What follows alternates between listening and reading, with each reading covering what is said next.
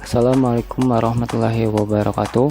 Baik, hari ini Bapak akan mempresentasikan tentang jurusan rekayasa perangkat lunak. Rekayasa perangkat lunak ini termasuk ke dalam rumpun ilmu teknik informatika. Nah, sebelum kita masuk ke pengenalan jurusan, Bapak akan memperkenalkan terlebih dahulu guru yang ada atau yang mengajar di jurusan Teknik Informatika Rekayasa Perangkat Lunak. Pertama, namanya Iqbal Zulfikar Iskandar sebagai pengajar dan jabatan Kepala Kompetensi RPL, alamat Tasikmalaya, email iqbalzi@gmail.com. Perkenalkan, nama Bapak Iqbal Zulfikar Iskandar. Bapak di sini sebagai guru mata pelajaran rekayasa perangkat lunak dan sebagai Kepala Program Teknik Informatika Rekayasa Perangkat Lunak. Guru selanjutnya nama Evani Larot, AMD, pengajar produktif RPL, alamat Tasikmalaya. Assalamualaikum, nama saya Evani. Saya sebagai pengajar di jurusan rekayasa perangkat lunak. Terima kasih. Untuk guru yang ketiga, Rizky Setriarso ST, pengajar produktif RPL, alamat di Tasikmalaya. Assalamualaikum warahmatullahi wabarakatuh. Perkenalkan, saya Bapak Muhammad Rizky SB, biasa dipanggil dengan Pak Rizky. Saya di sini di SMK Angkasa ini mengajar mata pelajaran rekayasa perangkat lunak. Sekali lagi selamat datang kepada anak-anak siswa dan siswi di tahun ajaran 2020-2021. Insya Allah, moga-moga kalian menjadi anak-anak yang pintar, baik, dan juga anak-anak yang soleh. Sekian, terima kasih. Assalamualaikum warahmatullahi wabarakatuh.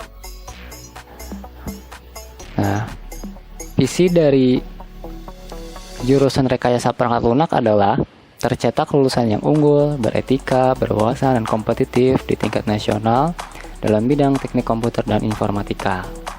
Nah, di sini kenapa Bapak berikan tanda merah di kata-kata beretika? Karena di dalam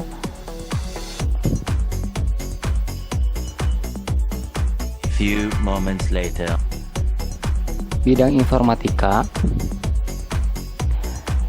sekarang sudah ada aturan Undang-Undang ITE, maka segala bentuk keburukan atau segala bentuk hal yang melakukan tindakan kriminal dalam lingkup informatika maka akan dikenakan sanksi Undang-Undang ITE tahun 2008, sehingga kita harus menjaga sikap dan etika kita ketika masuk ke dalam dunia informatika atau disingkat IT. Seperti itu ya. Nah, pelanggaran apa saja sebenarnya yang harus kita pahami di dalam beretika di dalam IT ini? Pertama, ketika kita membongkar komputer orang lain tanpa sepengetahuan pemiliknya, maka itu sudah dikatakan sebagai tindakan kriminal. Dan mencuri atau membuka data orang lain tanpa seizin si pemilik itu juga bisa dikategorikan sebagai tindakan kriminal dan masuk ke dalam Undang-Undang ITE. Sehingga di sini kita harus memiliki etika yang baik seperti itu. Tujuan jurusan memberikan pengajaran sesuai kompetensi keahlian program RPL, menjadikan siswa-siswa ahli dalam merakit PC, serta melakukan instalasi sistem operasi, memberikan bekal untuk menghadapi persaingan di dunia kerja, serta memahami kaidah kesehatan, keselamatan, dan kesejahteraan kerja. Membentuk karakter siswa, siswi menjadi kreatif, berwawasan, disiplin, dan ahli di bidang teknologi informasi.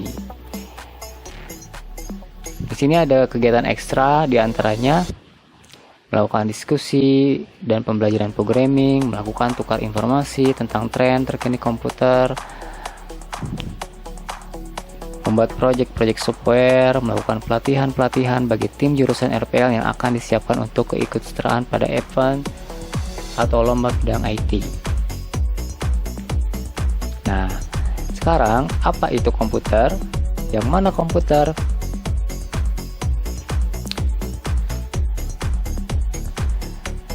Nah, sekarang Bapak akan menjelaskan apa itu komputer dan yang mana komputer. Nah, jurusan kita adalah jurusan Teknik Informatika Rekayasa Perangkat Lunak. Meskipun seperti itu, kita tetap mempelajari tentang hardware, software, dan jaringan. Apa sih Pak bedanya antara rekayasa perangkat lunak, teknik informatika, dan jaringan? Semuanya sama, tetapi yang membedakan adalah ilmu, maksud Bapak fokus ilmu yang dipelajarinya.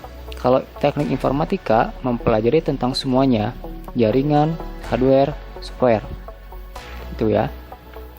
Kalau jaringan, yang dipelajari hanya tentang jaringan saja. Seperti itu. Jaringan lebih ke hardware dan konfigurasi, tidak membuat software. Terus, teknik informatika apa?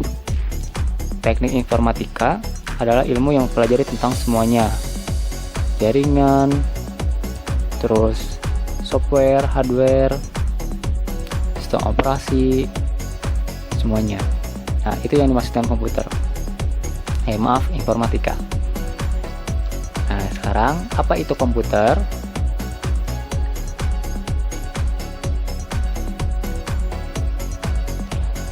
Jadi komputer pada dasarnya adalah alat penghitung. Begitu ya. Seperti kalkulator. Itu komputer. Nah, sekarang zaman ini teknologi sudah berkembang pesat. Apa itu komputer? Apakah gambar 1? Apakah gambar 2? Handphone, smartphone, atau gambar 3? PS4. Jawabannya adalah ketiga-tiganya komputer. Di mana komputer itu harus memiliki syarat. Pertama, memiliki motherboard, memiliki prosesor, memiliki RAM, memiliki power supply, memiliki layar monitor, dan yang paling penting adalah tempat penyimpanan. Nah, ketiga perangkat ini memiliki hal tersebut, maka bisa dikatakan sebagai komputer, tetapi dengan peruntukan yang berbeda. Contoh, komputer yang digambar pertama itu adalah perangkat komputer yang bisa digunakan untuk telepon seluler atau bermain game, gitu ya. Bahkan game-game seluler bisa dibuat di dalam komputer PC yang gambar nomor 1. Gambar nomor 2 adalah mobile smartphone, itu juga sama komputer, tetapi dia fokusnya itu lebih ke alat komunikasi, tapi fungsinya mirip sekali dengan komputer, tapi ada keterbatasan, yaitu karena memiliki layar yang kecil, seperti itu. Nah, yang ketiga, PlayStation, itu juga sama. Isi PlayStation dengan komputer itu sangat mirip, dengan smartphone juga sama, sangat mirip. Nah, yang membedakannya, PlayStation disetting hanya untuk bisa membaca game-game PS4 saja. Di lain itu tidak bisa. Tetapi jika kita memodifikasinya bisa. Kita memasukkan apapun bisa ke sana. Mau dokumen, mau lagu, foto, bisa ke PS4. Seperti itu, ya. Nah, ini perangkat-perangkat yang telah tadi Bapak jelaskan. Perangkat komponen utama komputer.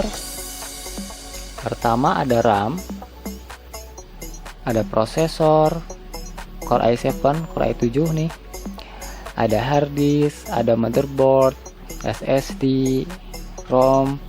Nah, ini semua adalah perangkat-perangkat yang ada pada smartphone, yang ada pada PlayStation, yang ada pada laptop atau personal computer.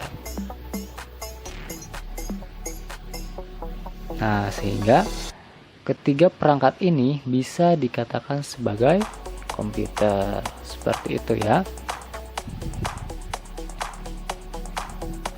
Nah, seperti apakah orang IT?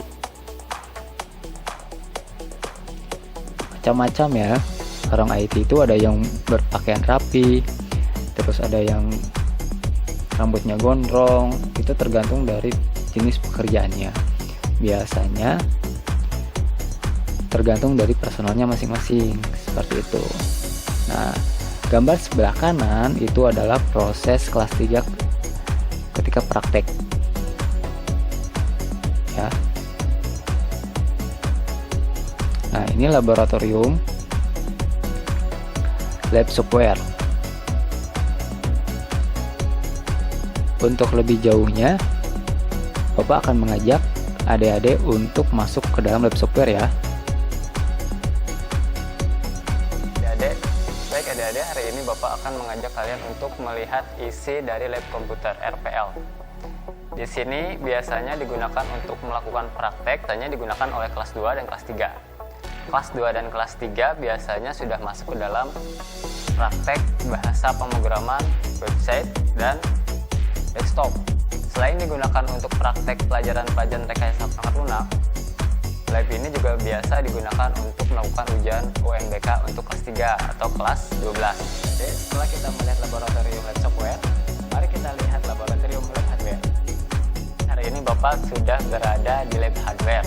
Lab hardware ini digunakan untuk praktek membongkar komputer atau biasa disebut dengan perakitan.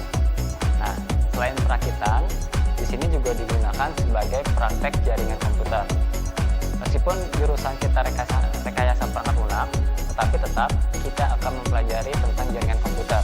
Meskipun sedikit, tetapi tentu bermanfaat. Jadi, di RPL ini memiliki dua lab. Yang satu adalah lab software yang digunakan untuk membuat program, dan yang satu lagi adalah lab hardware yang digunakan untuk merakit komputer dan jaringan. Selain digunakan untuk melakukan praktek perakitan komputer, ruangan ini juga digunakan sebagai praktek untuk mata pelajaran dasar pemrograman dan lainnya. Baik adik-adik, cukup sekian penjelasan dari Bapak tentang lab komputer, software, dan hardware. Sampai jumpa kembali lain kesempatan. Assalamualaikum warahmatullahi wabarakatuh. Nah, ini proses perakitan komputer.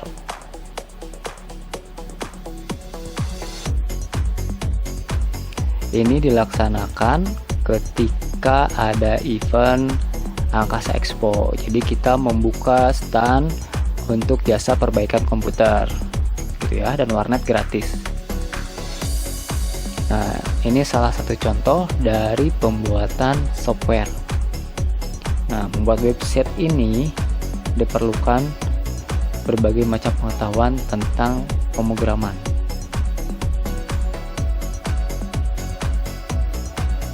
Nah, kegiatan kita apa saja di lab software?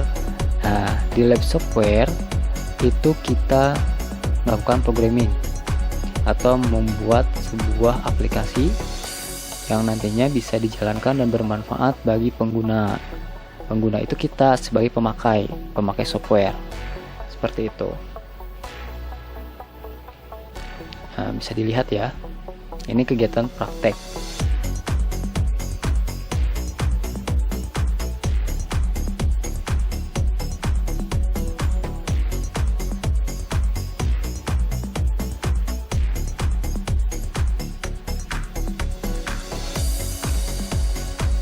Oke, setelah melihat-lihat lab, kita akan masuk kembali ke materi, yaitu kunjungan industri.